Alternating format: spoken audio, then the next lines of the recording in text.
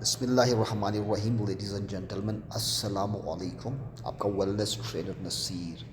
بہت بڑے important topic ہے۔ پاکستان میں ایک ایونٹ چل رہا ہے، کسانوں کے ساتھ جو ظلم، ناانصافی اور زیادتی ہو رہی ہے، تو ہر لحاظ سے بحیثیت پاکستانی قوم ہم کوئی بھی اسلامی کام کو کر نہیں رہے ہیں، ٹھیک ہے۔ سارا کام ہمارا غیر اسلامی ہے، اور ہم نے اصل اسلام کو چھوڑ کر سوائے روزہ کے، زکوٰۃ کے، حج کے اور جو نماز کے علاوہ ہم نے باقی وہ تمام چیزیں یکسر اگنور کیا ہوا ہے۔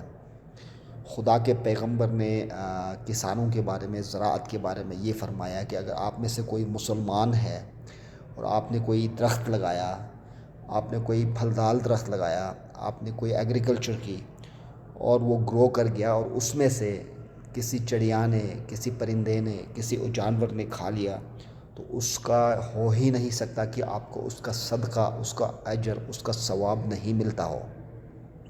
تو لیڈیز اینڈ جینٹلمین، ہمارے لیے باعث شرم اور باعث سوچنے کا مقام ہے کہ آج ہم کن چکروں میں پڑے ہوئے ہیں۔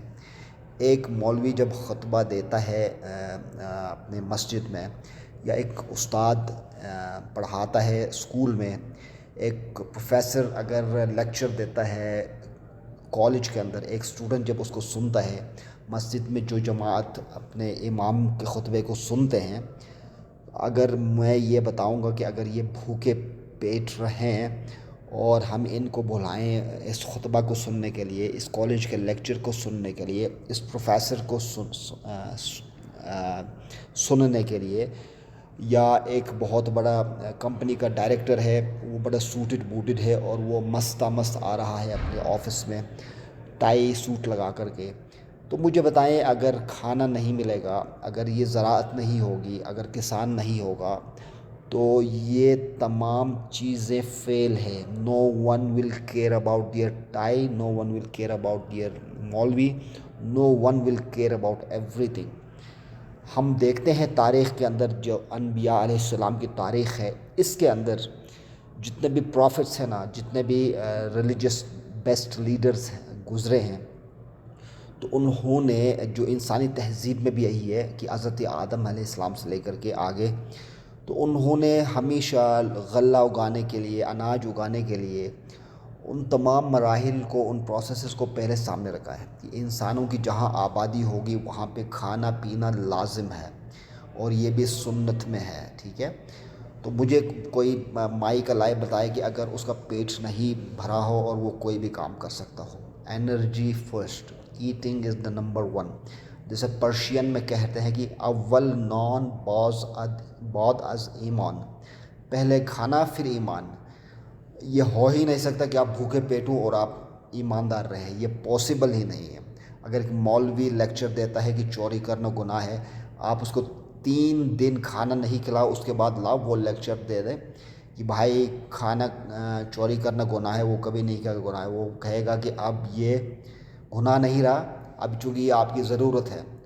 تو لیڈیز اینڈ جینٹلمین، کسانوں کا ساتھ دے دے۔ ایگریکلچر کا بہت بڑا سیکٹر ہے۔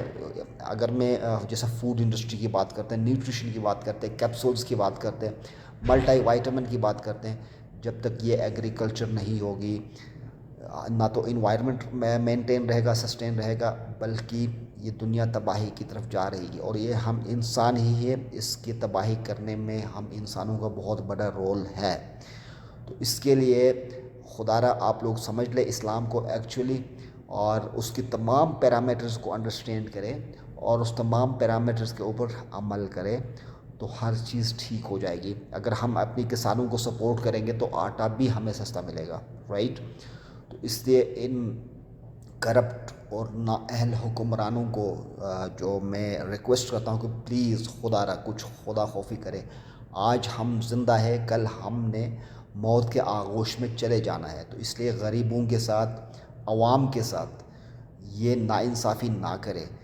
تو آج تک اور اسکول لیول پہ، کالج لیول پہ، یونیورسٹی لیول پہ پلیز ایگریکلچر کے بارے میں بتائیں، ڈسکس کریں، انوائرمنٹ کے بارے میں بتائیں، ڈسکس کریں، پریکٹیکل امپلیمنٹیشنز کریں۔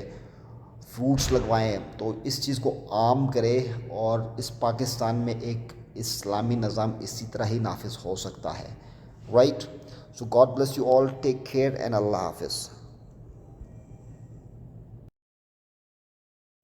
بسم اللہ الرحمن الرحیم. لیڈیز اینڈ جینٹلمین, السلام